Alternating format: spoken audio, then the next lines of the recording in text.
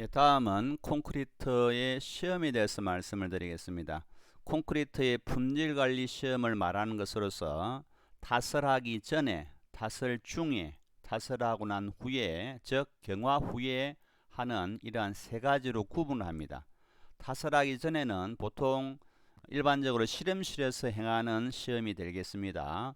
시멘트의 강도, 골재의 체가름, 다음에 수질, 이러한 콘크리트의 재료가 되는 것들에 대해서 시험을 하는 것을 말하고, 타설 중에는 시멘트, 자갈, 모래, 물이 섞여 있기 때문에 그러한 시험, 현장에서 시험을 말합니다. 슬럼프 시험, 공기량 시험, 단위 용적 질량 시험, 염화물 이온량 시험, 압축 강도 시험 등이 타설 중에 행하는 시험이 되겠고, 타설 후라는 것은 일반적으로 우리가 사용하면서 혹은 일정 부분 사용한 후에 거기에 대해서 콘크리트가 완전히 굳고 난 다음에 사람이 사용하면서 행하는 시험들을 이야기합니다. 그래서 일반적으로는 콘크리트를 파괴하지 않는 시험, 그래서 콘크리트 비파괴 시험이라는데, 파괴하지 않으면서 콘크리트의 강도를 추정하는 시험을 이야기합니다.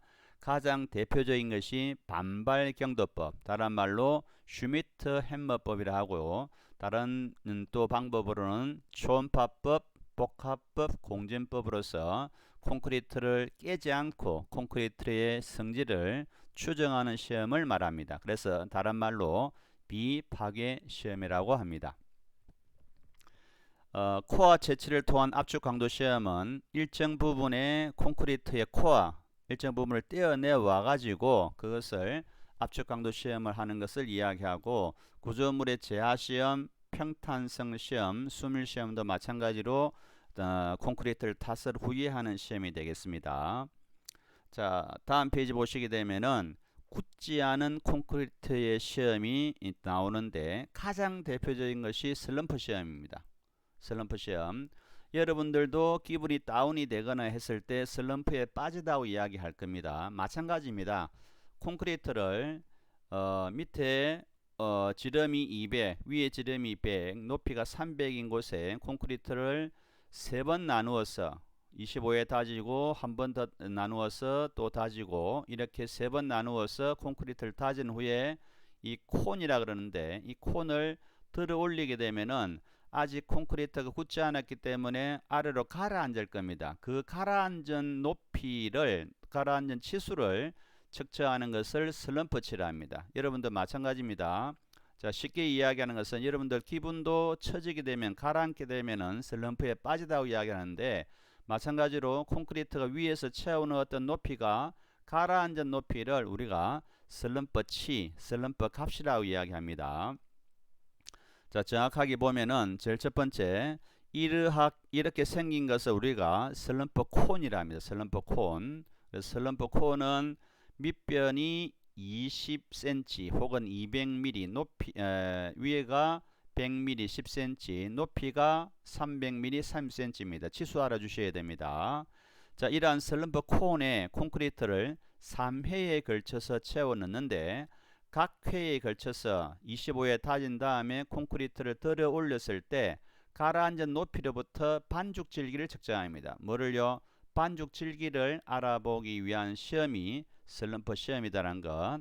자, 쉽게 표현하면 300mm니까 100mm 채워넣고 막대기로 25에 다지고, 또 100mm 채워넣고 막대기로 25에 다지고, 나머지 100mm 채워넣고 25에 막대기로 다지고 난 후에 이 콘을 들어 올리게 되면은 콘크리트가 이렇게 가라앉을 겁니다. 그 가라앉은 높이를 측정해서 슬럼프 값, 슬럼프 치라고 합니다.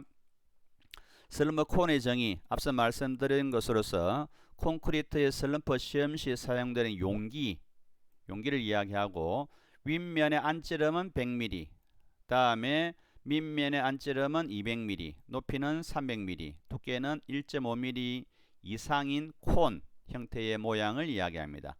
자, 슬럼프 손실 용어 정의하셔야 됩니다. 슬럼프 로스라는데, 다른 말로는 슬럼프 저하라고 합니다. 가수 후, 물을 붓고 난 후에 시간이 경과함에 따라서 콘크리트가 굳어지기 시작합니다. 그러면은 처음에 시험할 때하고 다르게 시간이 일정 부분 과도하게 흐르게 되면은 콘크리트가 굳어져 버리기 때문에 그러한 것에 따라서 자유수의 감수와 반죽질기의 감소로 인해서 슬럼프 값이 원래의 자기값보다 적게 나오게 되는 것을 이야기합니다. 그래서 온도가 높을수록 운반거리가 멀거나 운반이 지연되었을 경우에 이 값이 크게 나오게 되는데 잘못된 값이 되겠죠. 원래 자기값보다는 슬럼프 값이 훨씬 작게 나오기 때문에 슬럼프 손실, 슬럼프 값을 잃어먹는다는 뜻으로서 저하라고 합니다. 슬럼프 플로우는 아직 굳지 않은 콘크리트 유동성 정도를 나타내는 지표를 이야기하고요. 콘크리트의 슬럼프 플로우는 슬럼프 시험 후에 원 모양으로 퍼진 콘크리트의 직경을 측정하여서 나타내는 것인데 여기까지는 필요 없을 것 같고 여러분들은 슬럼프 손실까지 알아주면 좋을 것 같습니다. 자, 다시 한번 정리하면 슬럼프 시험은 중요하고요. 슬럼프 콘의 크기도 알아두셔야 되고 슬럼프에 대한 시험에 대한 계획도 알아두셔야 되겠습니다. 기타 반죽 질기의 측정 시험은 흐름 시험, 구간입 시험, 리몰딩 시험, 비비 시험 등이 있는데 이러한 것들은 여러분들이 한번 읽어보시고 진도는 넘어가도록 하겠습니다. 다음 페이지 256페이지입니다. 세 번째는 경화한 콘크리트의 압축 강도 시험입니다. 콘크리트의 시험 중에서 경화한 콘크리트의 가장 중요한 시험은 압축 강도 시험입니다. 일반적으로 원주형 공시체는 지름이 150, 높이가 300mm인 몰드에 콘크리트를 타설한 후 24시간 뒤 탈영하고 20도씨 플러스 마이너스 3도씨의 수중 양생 물속에다가 담궈둡니다. 그 다음에 압축 강도가 경화한 콘크리트의 성질 가운데에서 가장 중요하고요. 압축 강도 시험을 위해서는 원주 공시체, 코어 공시체 등을 이용하는데 대부분은 원주형 공시체를 씁니다.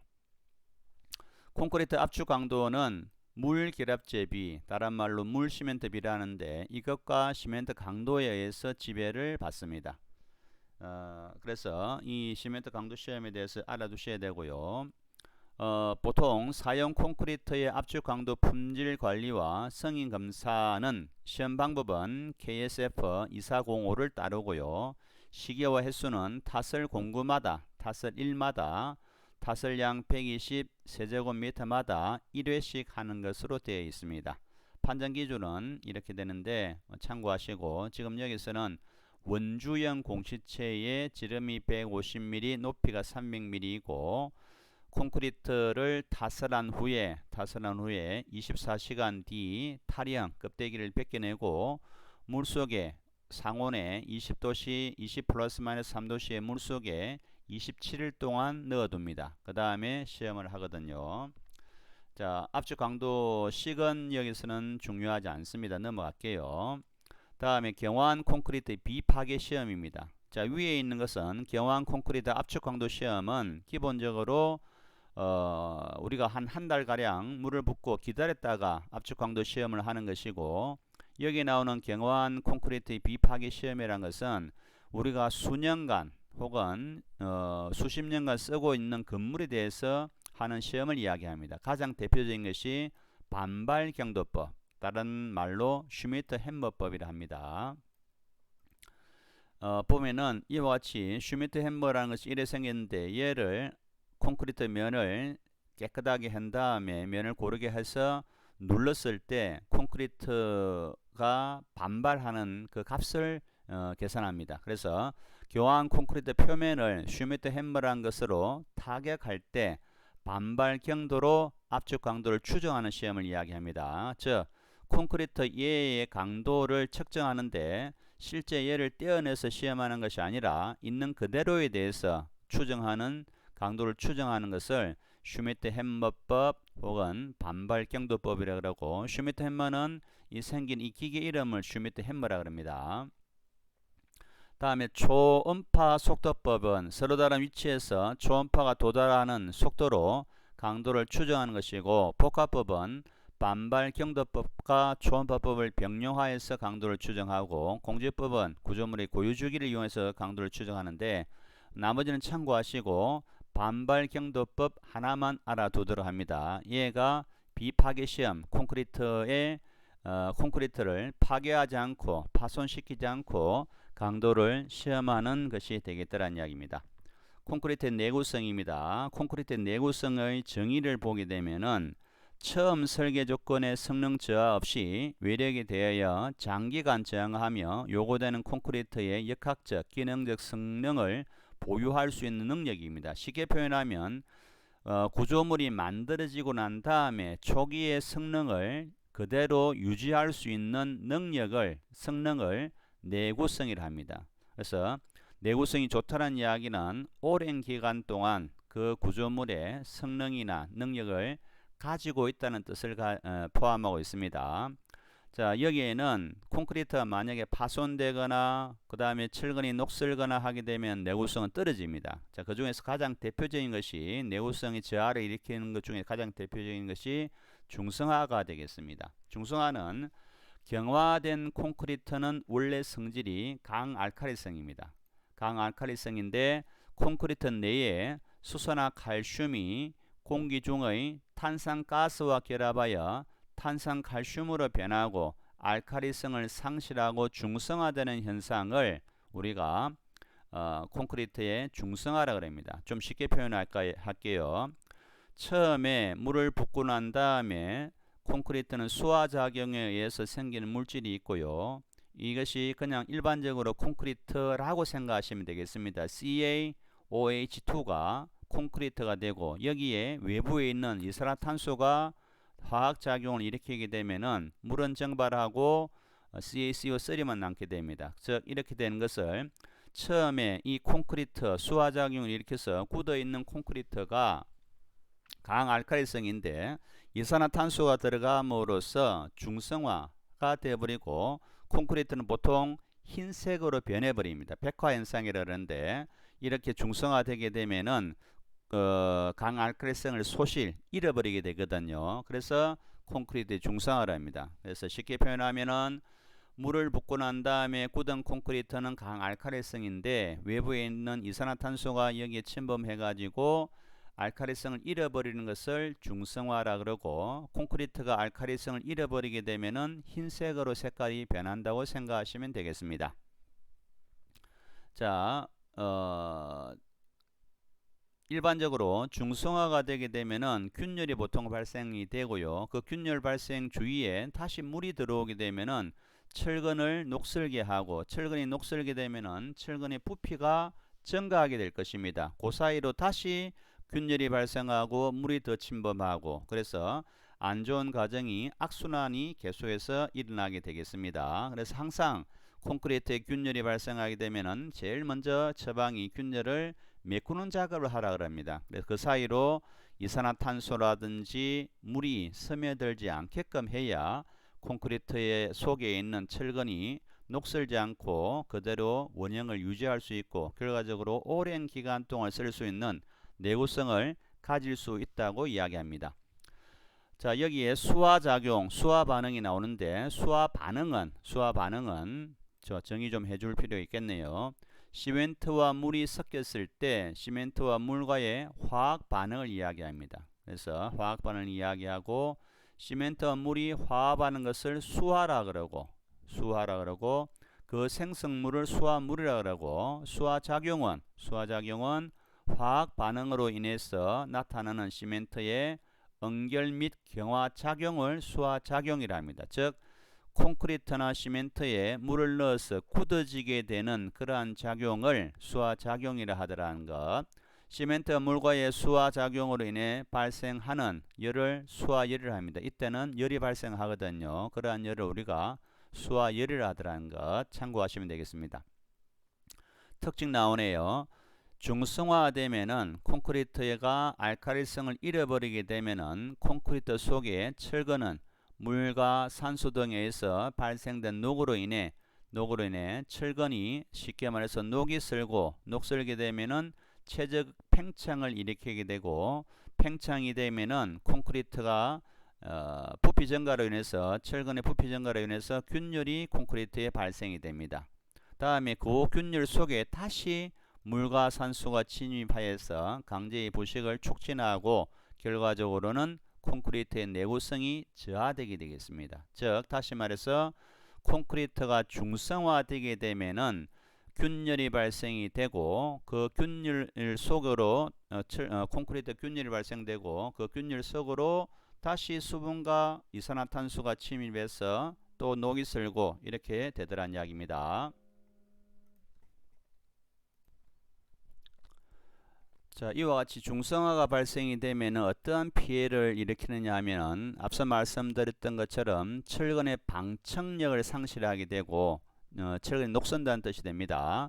콘크리트는 균열을 일으키게 되고 그로 인해서 내구성이 저하되고 철근의 최적 팽창도 유발을 하게 되겠습니다. 다음에 대책으로서는 충분한 피복 두께를 확보해야 되겠고 밀실한 콘크리트를 타설해야 되겠고 콘크리트 표면 마감을 철저히 해야 되겠고 혼화제를 사용해야 되겠고 물 결합 재비를 낮게 해야 되겠습니다. 자, 다음은 또 중요한 것이 하나 나오는데요. 알칼리 골재 반응입니다. 알칼리 골재 반응. 시멘트 중에 알칼리 성분과 골재 중에 실리카 성분. 그래서 시멘트와 골재가 사용되는 재료이기 때문에 시멘트 중에 알칼리 성분이 있고 골재 중에 실리카 성분이 있는데 이들이 화학 반응을 일으켜서 팽창을 유발시키는 반응입니다. 그래서 알칼리 골재 반응에 의해서 새롭게 생성된 반응 생성물은 수분을 흡수 팽창시켜 콘크리트에 균열을 발생시킵니다. 그래서 어쩔 수 없는 것 같아요. 그래서 콘크리트는 균열이 안 일어나기가 굉장히 어렵습니다. 그래서 그 균열을 어느 범위 내에서 기준 내에서 발생시키는 것이 중요하지 콘크리트의 균열을 아예 없앤다는 것은 거의 드뭅니다. 그래서 이와 같이 시멘트 중에 알칼리 성분하고 골재 중에 실리카 성분이 화학 반응을 일으켜서 결과적으로 팽창을 유발시키고 하는 것을 알칼리 골재 반응이라고 하고 이로 인해서는 당연히 균열이 또 발생이 되겠죠. 피해를 봅니다. 균열부에 수분 침투가 촉진되고 중성화가 이로 인해서 촉진이 되고 물이 들어가게 되니까 철근이 부식이 되고 그로 인해서 결과적으로 마지막에 내구성을 떨어뜨리는 저하시키는 요인이 될 것입니다. 대책으로서는 이 두 가지 반응을 일으키는 시멘트와 실리카 골재에 대해서 두 재료에 대한 사용을 이제 고민해 봐야 되겠습니다. 즉 반응성 골재의 사용 금지입니다. 또 다른 말로는 저알칼리 시멘트를 사용하고 콘크리트 단위 최적당 총 알칼리량을 저감을 해야 되고 다음에 방수성 마감을 해야 되겠고 혼화제를 사용해서 수분의 이동 감소를 해줘야 되겠습니다. 즉 원인이 되는 것을 차단하는 것이 대책이 되겠습니다. 다음은 다음 페이지 염해입니다. 염해, 염분으로서 입는 피해를 염해라고 합니다.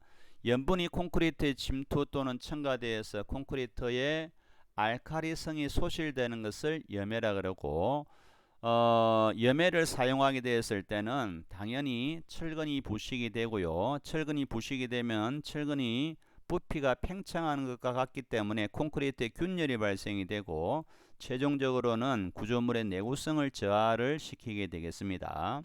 대책으로서는 염분을 제거해야 되겠고 염분의 고정화, 에폭시 코팅 철근, 즉 철근이 부식되지 않는 에폭시 코팅 철근을 사용하든지 아연도금 철근을 사용하든지 내식성 철근을 사용하든지 콘크리트의 방청제를 혼합하든지 충분한 피복 두께를 확보하든지 콘크리트 표면에 피막재를 도포하든지 수밀성 콘크리트 타설 물 결합 재비를 적게 슬럼버 값을 적게 A제나 A 감수제 등을 사용하게 되겠다는 이야기입니다.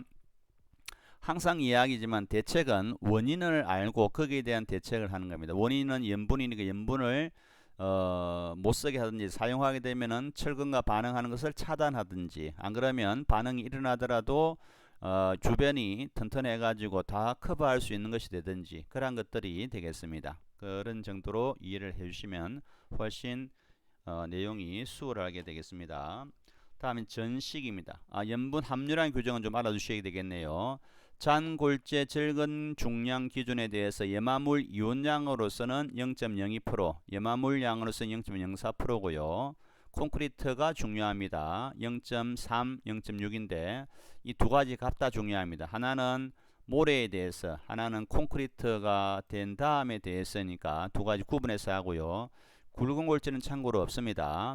전식은 여러분들이 한번 읽어 보도록 합니다.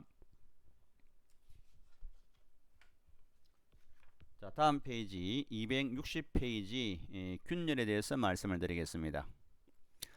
균열, 구조물에 작용하는 주응력이 콘크리트 인장 강도를 초과할 때 발생이 되더라. 여러분들이 A4 종이를 양손으로 잡고 힘을 작게 주면은 종이가 찢어지지 않을 겁니다. 힘을 세게 주면은 종이가 중간에서 찢어지겠죠.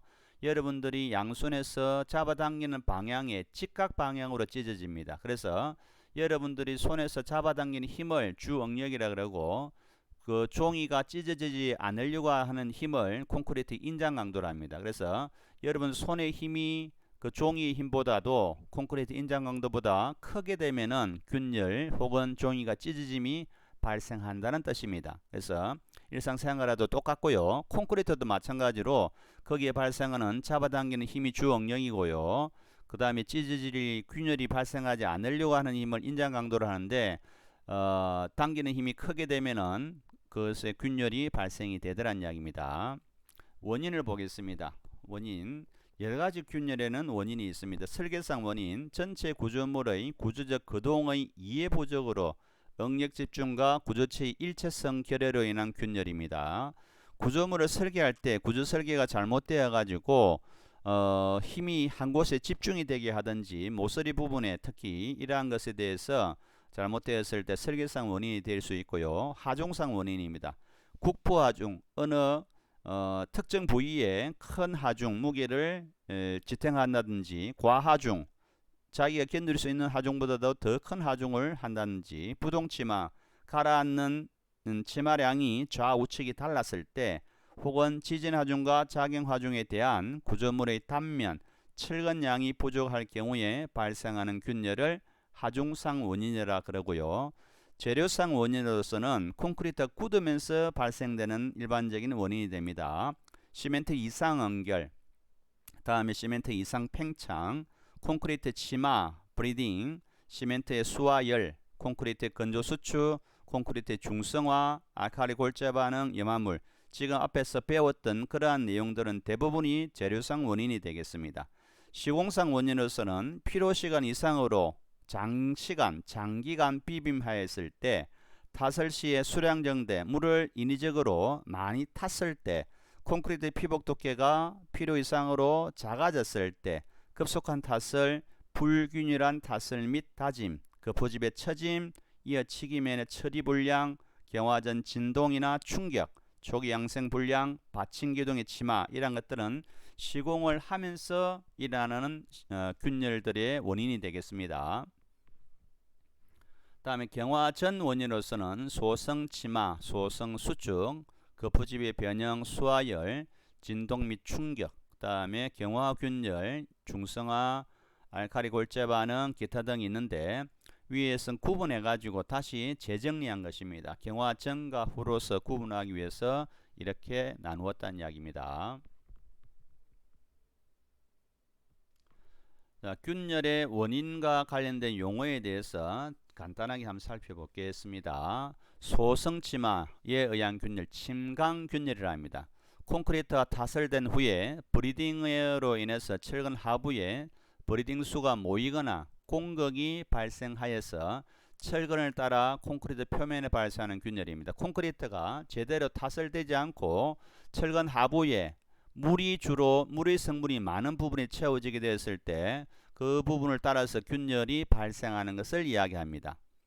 다음에 2번 넘어가겠습니다. 소성 수축에 의한 균열입니다. 소성 수축, 시멘트 페이스트가 경화할 때 발생되는 소성 수축에 의한 균열입니다. 이것은 콘크리트 처음에 수분에 대해서 일정량은 약 40%는 굳을 때 쓰여지고 나머지 20%가 남아있다가 천천히 빠져나가게 될 것인데 그때 일어나는 균열을 소성수축인 균열이라고 합니다.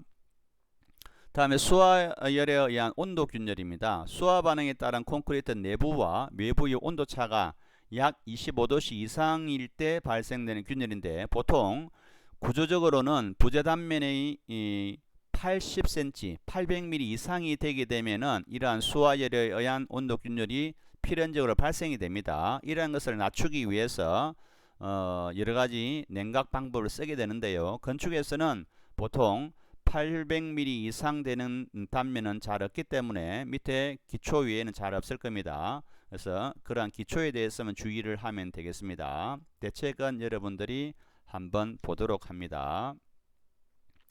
다음에 거푸집의 변화에 의한 균열, 건조수축은 앞서 나왔던 수축, 소선 수축에 의한 균열과 거의 같습니다. 같은 것으로 취급해야 되겠고 동해, 융해에 의한 균열 등도 마찬가지로 여러분들이 한번 읽어봐 줬으면 좋겠습니다. 균열 방지 및 저감 대책입니다. 일반적인 대책으로서 앞에서 나왔던 내용을 다시 한번 재정리한 겁니다. 일반적으로 물 결합집이 물 시멘트 비는 적게 해야 되겠고 단위 수량도 적게 해야 되겠고 단위 시멘트량도 감소해야 되겠습니다. 시멘트 분말도를 낮추고 발열량이 적은 시멘트를 사용하고 시멘트 사용량을 줄이고 팽창제를 사용하고 적절한 표면 활성제를 사용하고 급격한 온도 변화를 피하고 온도 상승을 감소시키고 잔골재율의 조립률을 크게 하고 잔골재율을 낮게 하고 단위 최적당 골재량을 많게 하고 굵은 골재의 최대 치수를 크게 하고 쓸모값은 지장이 없는 한 적게 하는 것이 유리하겠더라는 것. 즉 균열을 일으키는 원인들을 차단하라는 뜻이 되겠습니다. 항상 단서가 붙어 있습니다. 기준의 범위 내에서 이루어져야 됩니다. 과도하게 뭔가를 목적을 위해서 과도하게 기준을 범위를 넘어서는 것을 쓰게 되면은 오히려 더 역효과를 나타내기 때문에 더욱더 안 좋아집니다. 자, 마지막 부분이 되겠는데요. 보수 및 보강입니다. 용어정이 필요합니다. 보수는 균열, 곤보, 중성화 화재, 동해, 화학적 침식 등 결함으로 인해서 보수가 필요한 것을 이야기합니다. 결함에 대해서 일부 보수하는 것을 이야기하고 보수공법으로는 균열 부위를 표면 처리공법 위에 덮어버리는 것을 이야기합니다. 주의공법, 그 균열에다가 필요한 보수제를 에폭시인데 이러한 것을 주입하는 것을 이야기하고 충전은 폭을 뚫어내고 완전히 여기에다가 충전제를 삽입하는 것을 이야기합니다. 그래서 U형이 있고 V형이 있는데 자, 보수공법이 세 가지 알아주셔야 됩니다. 보수란 정의, 구조물을 크게 손상을 입히지 않고 필요한 부분을 보수하는 것을 이야기합니다. 덮어 씌우는 것을 표면 처리, 실리콘을 주입하는 것을 주입공법, 그 다음에 이렇게 V 커팅이나 U 커팅을 통해서 충전하는 것을 주입보다는 좀 더 부위가 큽니다. 충전공법이 되겠습니다. 보강공법은 역학적으로 이 부재가 역학적으로 힘을 받을 수 있을 정도가 안 되는 것을 이야기합니다. 좀 심각한 경우가 이제 보강에 들어가게 되겠습니다. 즉 단면이 부족하니까 강판을 붙이거나 H빔을 보강하거나 탄소 섬유를 붙이거나 콘크리트의 단면을 더 크게 하는 것을 이야기합니다. 그래서 강판 접착공법은 플레이트, 강판을 이렇게 부족한 부분에 대해서 더 붙이는 것을 이야기하고 다음에 앵커 접착공법은 이와 같이 H빔을 보강하는 것, 다음에 탄소 섬유를 보강하는 것, 아예 단면 자체를 더 크게 하는 것들은 보강공법에 들어가겠습니다. 자, 오늘 수업은 여기까지 하도록 하겠습니다.